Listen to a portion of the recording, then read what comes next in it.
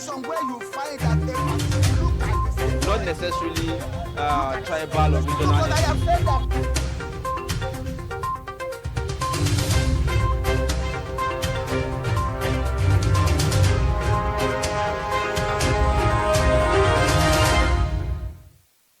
All right, thank you for staying with us. And this is Daybreak reaching you from Trust Television. If you're just joining, you're watching us live from the capital city in Abuja. Now, we will be going into our newspaper headlines for the day, and we'll begin with the Daily Trust newspaper. On Daily Trust newspaper, you have below the nameplate there, schools close, traders flee as IPOP enforces sit at home in Imo State. That's in the southeast there. We have gathered that it's been a chaotic scenario there in Imo State, where you have threats by IPOP members and, shooting sporadically going on there. Concerns as 69 reps bills gather dust at Senate. Now that's another story there on page 32, Daily Trust newspaper. The lead story there says Boko Haram asked Niger residents to flout government orders. Shun schools. We'll be looking at that much later on the program. The writer says girls must marry at 12. That's according to Boko Haram. Shiroro, Munya, Rafi communities under siege. You'd also see another writer there says intelligence gathering, usage only solution. That's experts and civil society organizations. The pictorial there shows you President Muhammadu Buhari, who is currently in Ethiopia, the inauguration of the Prime Minister there, and also beside that you would see VAT South governors join suit against FRS. You would see also Zuckerberg loses $7 billion as WhatsApp, Facebook, Instagram down globally. Why I called Tinubu Mr. President in London, that's according to Reps lawmaker from Suleja. And also you see below that attacks. INEC takes final decision on Anambra Guba election today. Security threats ongoing. Whether or not they will be able to conduct that election, you can find that out on page 7 of the Daily Trust newspaper. These are the stories. I saw social media, WhatsApp, Facebook, and all of that shut down yesterday. I was just struggling in the night trying to have access. And my wife said, perhaps you don't have data on the phone. I said, no, I have data. I also thought about that. I was thinking it was data. And I just couldn't access it. Well, that's unfortunate, yeah.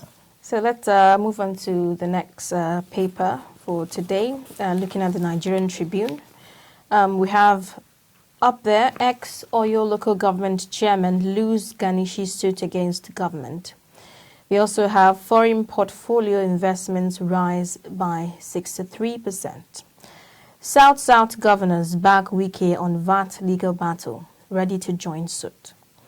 We also have North Central pushes for PDP national chairmanship. And the big headline there says Southwest states insist on reduction of federal government's share. That's talking about revenue allocation formula. The writer says Lagos demands special status, 1% share. 13% derivation principle should be applied to all resources, including solid minerals tax revenue. Ogun says use of population as parameter for revenue allocation outdated, wants 45% for states. We also have, again, customs sees 1.7 billion Pangolin scales in Lagos, finger international cartel. And the Tribune is also carrying the story on Facebook, WhatsApp, Instagram, suffer outage globally.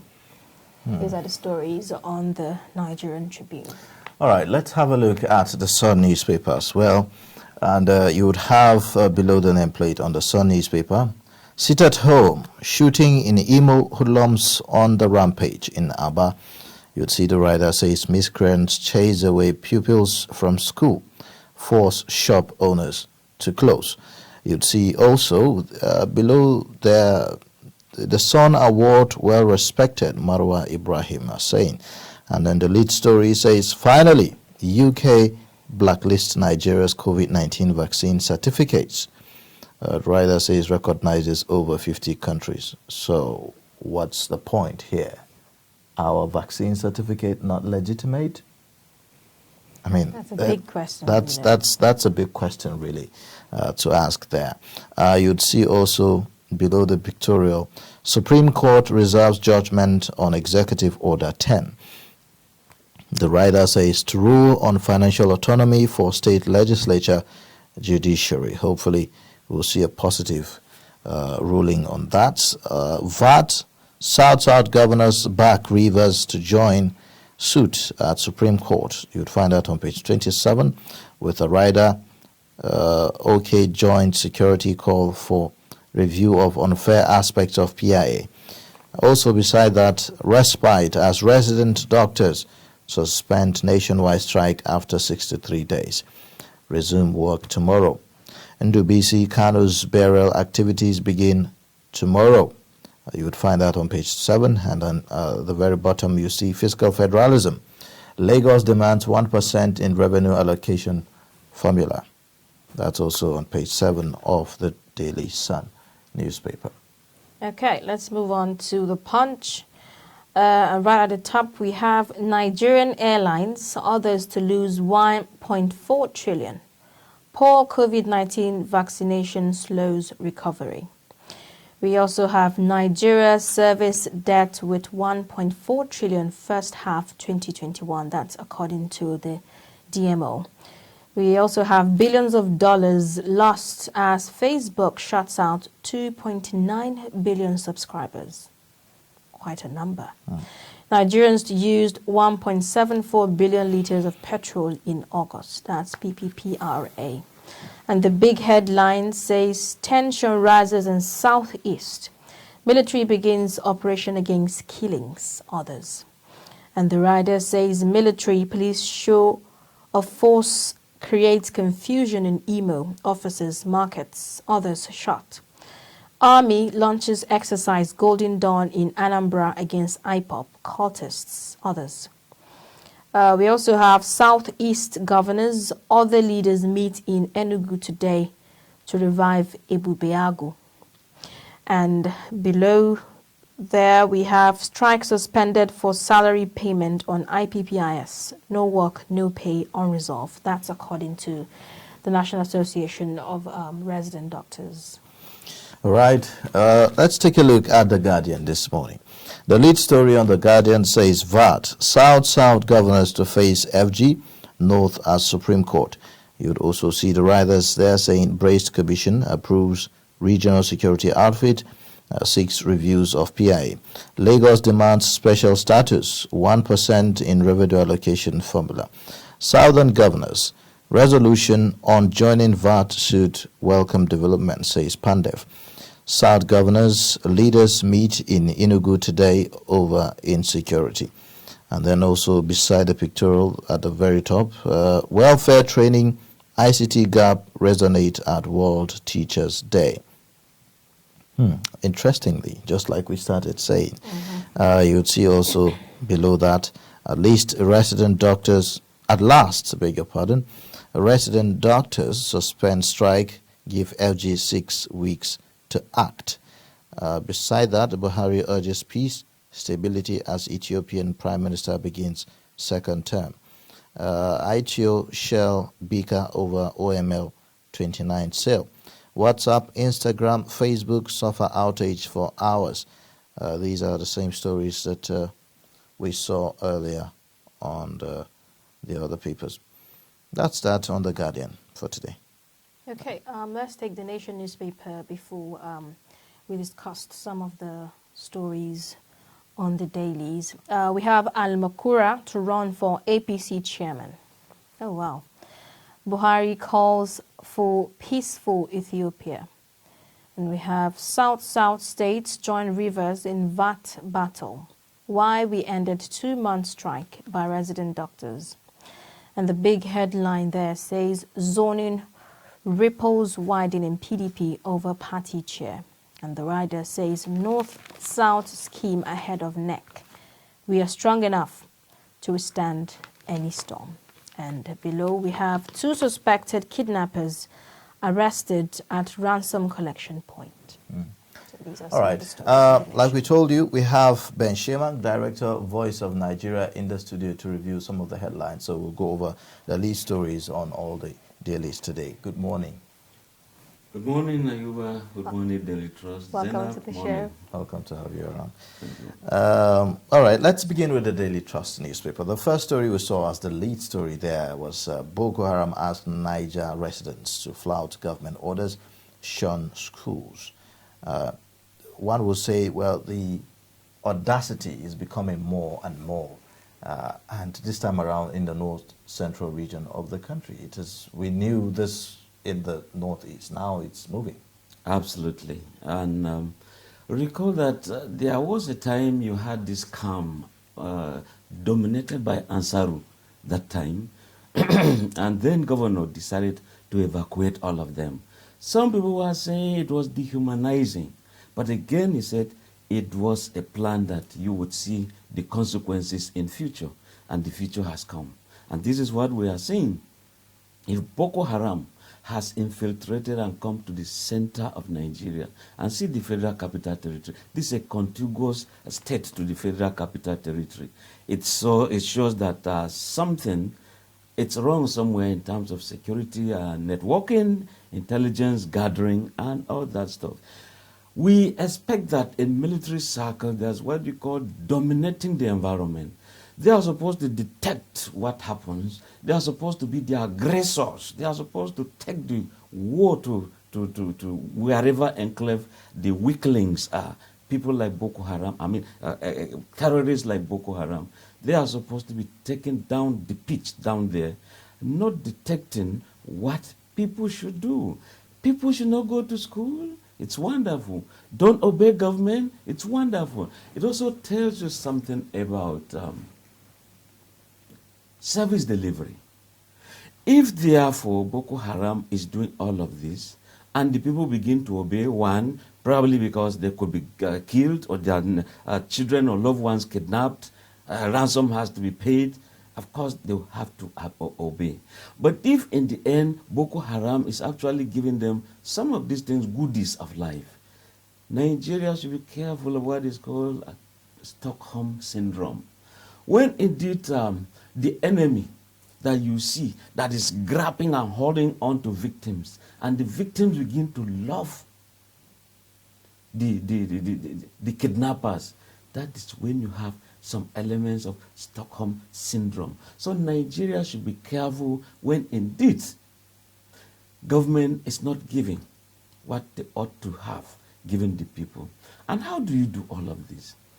How will a government, you have 3 tiers of government, federal, state, local, and when it comes to revenue sharing, governors come in here, collect this money, and all they do at the state level is to simply force the local governments to go into what they call joint accounts operation. On that point, I would ask a question that why do you think that it is so easy for groups like Boko Haram to hoist their flag? The other time we had the governor of Niger State saying Boko Haram hoisted their flag somewhere in Kauri or something like that.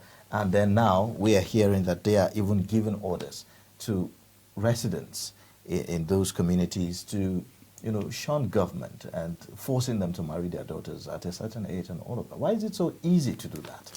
Yeah, I want to believe when it comes to the size, the number of security operatives on ground, honestly, the number is so little, so small. It's a drop of water in the oceans. So I ought to see more of the security deployments here and there. And it's also very easy, like I was saying. Look, if you allow the local governments to run their own government as they ought to be, they take care of education, take care of health, take care of forestry, take care of markets, by that, they are employing people, for God's sake. Attention is so much focused to the federal government. No, when the roads are bad, it's federal government. There's insecurity, it's federal government. Their education is down the drain, it's federal government. The North is looking for just a fraction when it comes to a percentage and cutoff marks of JAM, it's federal government. honestly, we should know that people are elected to deliver what PDP those days called dividends of democracy. We have to have the good roads. We have to have the hospitals. We have to have security. When we have security, I tell you, every other thing will follow. Therefore, local governments must be given their own autonomy. If they are given their autonomy, state government, you have their autonomy. Federal government, of course, is omnibus. It is the papa of them all. If we have that kind of a thing, employment at the level, at the state, local government level, it's been taken care of. At the state level, it's been taken care of.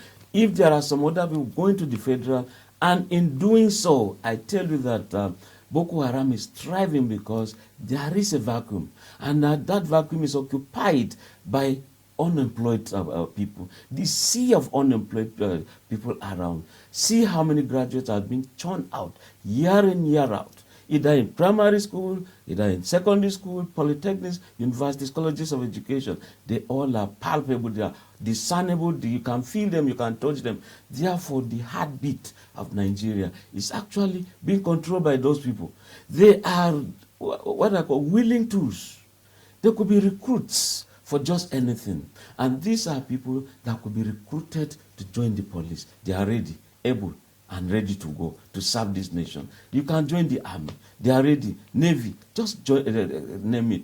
And when you see state governments trying to form security outfits here and there, these are youths. It's all about the youth protecting every other person. But when the youth say no, there's going to be orgy, violence, anarchy, and we expect that the government should come in. And I tell you that these youths are ready if government gives them the way. Okay. And so in what way does local government autonomy help solve the complex security situation in the country? thank you very much.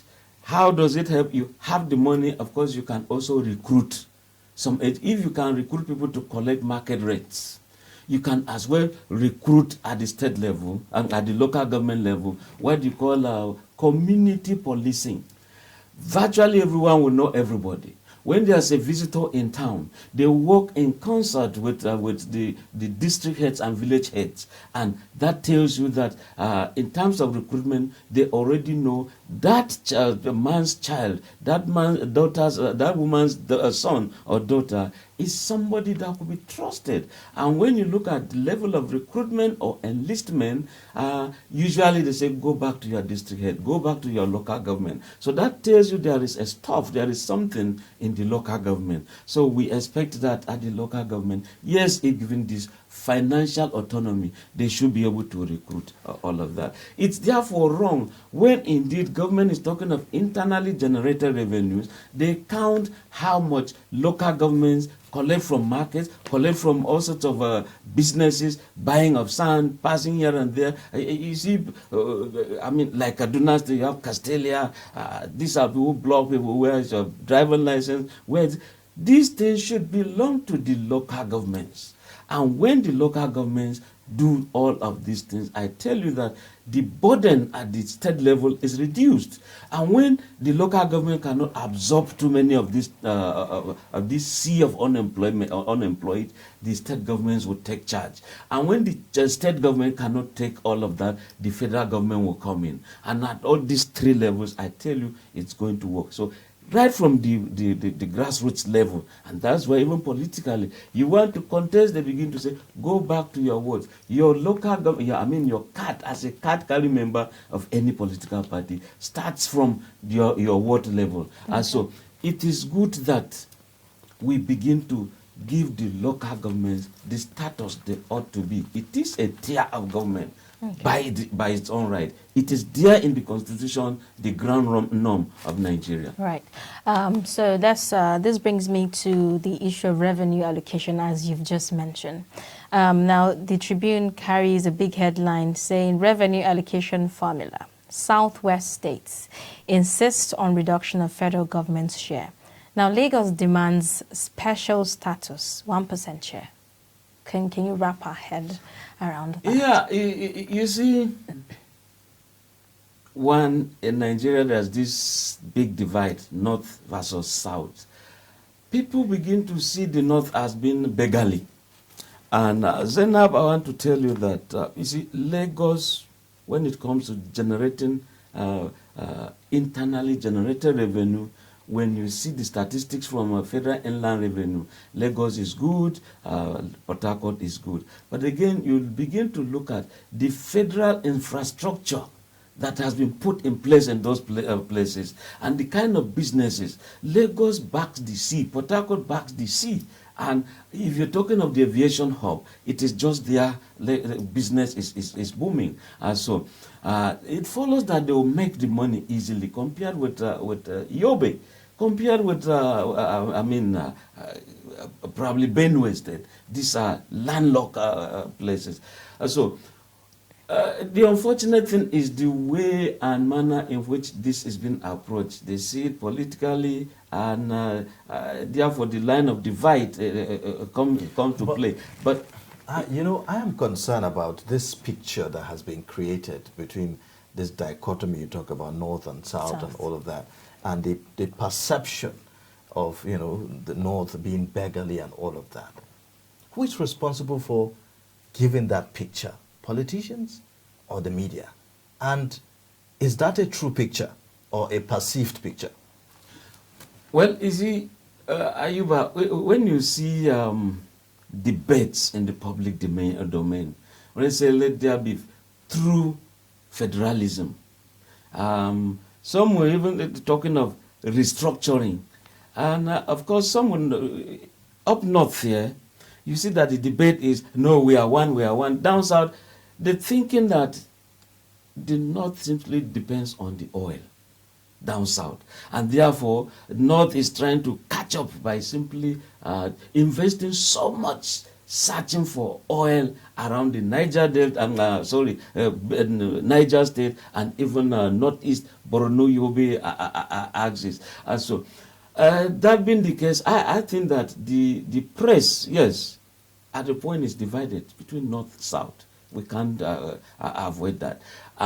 Say it doesn't exist. And when it comes to politics, you could also see that, like today we're talking of or hearing no more zoning formula. Some guys are saying it's because the North sees that power is actually going to slip away to the South, and therefore it's nice to rock the boat. But whether that is true, people are now talking of the Constitution itself, that zoning is just what you call bylaws of political parties. Now just say they want to the power to shift or rotate between North and South. When you look at the Constitution itself, it is not reflected there. And therefore, if it is not reflected in the Constitution, any bylaw that challenges the supreme law is a nullity ab initio. All right. Now, beyond this rhetorics, how can we say that the North, for instance, because the writer here on the story by the Tribune talks about 13% derivation principle should be applied to all resources, including solid minerals, tax revenue, and all of that. And we've had this debate about VAT, lingering for weeks now, and all of that. What are the resources in the North that you will say that have not been properly harnessed? Or is it that there are no resources to actually harness in the northern part of the country? There are a lot of resources. One, the agricultural resources in this country are so enormous. Farming alone can do a lot of magic. Once you feed a nation, you are okay. That is one. We can farm and export. Now you go to the solid minerals. Tell me the state that doesn't have. See, the war you are seeing in Zamfara or Sokoto or Kebbi is all about solid minerals. Go to Gwari, it's all about solid minerals. Go and see what the Chinese are doing in these areas. Go to southern Kaduna, where indeed they've discovered this nickel. The Australian miners came in and found one of the most costliest, one of the most precious gemstones. They all are in southern Kaduna. It's a global, item that is in high demand. They all are there. So what remains is for us to stop this illegal mining, and if we want to legalize them, then we turn them into artisanal mining, give them legality, so that you give them licenses. The way we are seeing modular refineries are springing up down south.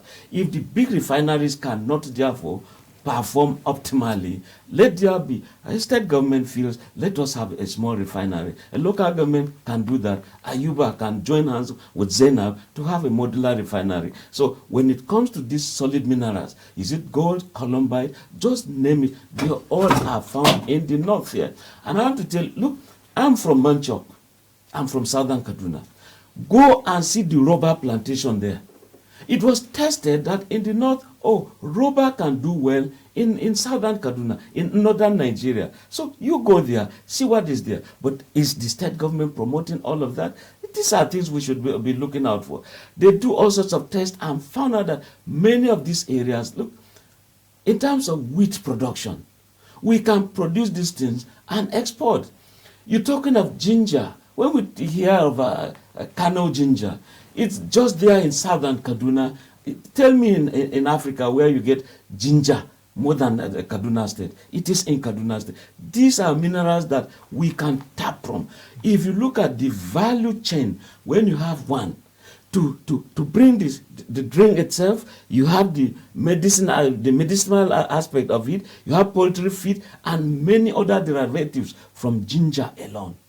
I mean, we all are just sleeping, waiting for federal government. Okay, every morning we are marching to Abuja, collect state allocation. We're marching to Abuja, collect local government allocation, join them to what we call joint account. And a local government cannot do gutter, construct gutter. You have to take permission from His Excellency Dr. blah, blah, blah, Governor this. You know, all the adjectives do not add up. What we want is dividends of democracy. We've seen enough of the billboards on the roads, His Excellency and local government chairman, people want to contest. You begin to, this is not the dividends of democracy we're talking about. Okay. So we have to go into, let me take this question. You mentioned tapping into natural resources, and you mentioned Australia discovered that rare gemstone. Isn't it sad that we have to wait, for foreigners to help us discover this? Is it that our geologists are not doing enough, or we're not putting energy into that, aspect? Yes, Zainab, you see, look at COVID-19. When it broke out, what did the government do? They set up big money, huge money. Scientists, go use this money and make your research. Zainab, what's the result today? All we hear is a strike. We are going on strike. So when it comes to, yes, we have geologists. Right from when universities were created in Nigeria, starting from University of Ibadan. I mean, in terms of construction work, we still have Julius Berger. I mean, holding the trail, is holding the flag, so to speak. We have geologists. But again, when we say, let's go to local content does not just mean, it also involves the lecturers that we have from the polytechnics, from everywhere. Now, we ought to use them. But when you have a lecturer who has created something that is not, if you go to Raw Material Research and Development Council, you see what many people have created, but there is no patronage. Nobody follows them. When you have Zelani, who was always talking about his own kind of car, he designed this, nobody took him serious. But General Motors in America came and took him away. Thereafter, Nigeria went, come as part of the diaspora. The man is cooling in a nice AC office. We can't see the cars he's making in terms of automobile. He's back here in Abuja. A Nigerian make what he calls an amphibious car. He could drive it, yes, on reaching the bank of a river. The thing floats like a boat, reaches the other bank and crosses. Nobody took attention. Nobody paid attention. The Americans have grabbed him and taken him away. We are seeing local guys making some local drones, some helicopters. Nobody is talking about this. Those days when we had the governor of Abia, Ogbunaya Onu, that time in Abia, he created what is called Science Village. And the concept was that no matter where you are, Borno, Maiduguri, or Yobe, or Sokoto, Ilela, go to Ogun State, or if Efire, Abigi. If there is a child who knows something, who has something, they take these people to that place. That was supposed to be the hub of it all. But politics, that regime was overthrown. But in terms of continuity, the governor came and never inherited that project. It was not a thing they could do. So in Nigeria, honestly, Ayuba, we ought to also patronize what many of our scientists are creating. And it is always said that when you see some toys in Nigeria, some Chinese polytechnic students have graduated. They use them as projects. But in our own case, you are inundated with all sorts of research work, according to this page, this published, so here, all sorts of references. If you don't do that, your project is zero. When indeed the Chinese can simply go well some things and they send it to Nigeria, send it to Africa, we buy for our children. Even we buy all sorts of toy guns, buy sorts of animals, buy sorts of... these are scientists at the rudimental level who created these things in the developed world. Very true. And now, the Daily Sun newspaper leads with a story that's, well, it's sort of shocking. Says, finally, UK blacklists Nigeria's COVID-19 vaccine certificates, recognizes over 50 countries. But Nigeria is not one of those countries. What do you think is happening here? Is it that our own certificates is not legitimate? Or maybe it's dubiously acquired or something like that? Yes, two things have happened. Dubiously and originality. In terms of originality, yes, they are original, paper value. But what happened? That's where the concept of being dubious came in. Some people would prefer to pay and be given the certificates without taking the vaccine. Terrible. And you see, the thing has to do with beliefs. Many people, when it comes to religion, still don't believe in this COVID-19 thing. In the Christian circles, some people were talking of the generation of 666, where, look, this is a number that is supposed to come globally. If you don't have it, you just can't do any business. It's just end times, according to them. But again, when it comes to public policy communications, this is where NOA will have to come in seriously. This is where Minister of Information will come in, National Council of Information, led by the Minister of Information, led by all the commissioners of information in the states, with their palmsec. They sit down and just say, how do we carry propaganda? And I tell you, Ayuba, look, if you take the jab and you feel that so will not give birth. Now, since some people were given this, some ladies were given this, some men were given this. Since that time, have there been no people who became pregnant? Have there been no childbirth of those who gave this? So these are people we can identify in society, and we use them. Look, if you say that this thing is a fraud, is therefore going to hinder you from giving birth, this is time that government can simply identify these people and say, come, you took this jab, yes, and thereafter you conceived and you've given birth. This is the baby, this is the hospital, these are the tests. These are things you can use to convince people. If not, you see that people still buy this, and that's why the UK is aware of all of this, and that's why they've singled out Nigeria and said, oh, your certificates are fake. But again, that tells you something about our image burden. Globally, the eye of the international community when it comes to perception index, the Nigerian is down there. It's like everything we are down there, every bad thing we are down there. But we have to show that, yes, we should be able to prove that we can do it right. After all, we say, not in our character. So what, you just talked about, image of the country. It's really down-tuned right now. So what are we supposed to do, in this regard? Honestly, I think that in terms of doing something, it's really not just a government matter. Now, when people talk of obeying the law, you obey the law because, one, there's going to be sanction if you are caught. Two, you obey the law because if you don't, there are some people in society that are looking forward to you, towards you as a role model. Now you are breaking this law, you know. And then the other thing is, when you do your self-searching, I ought to be a good person. Must it take the road safety code for someone to fasten his seatbelt? No. Must it take, the Environmental Protection Agency and even what you call sanitary inspectors for us to have pit latrines? Must it? So when it comes to image, we must start from home. For God's sake, when your child is wrong, it's wrong. Reprimand the child.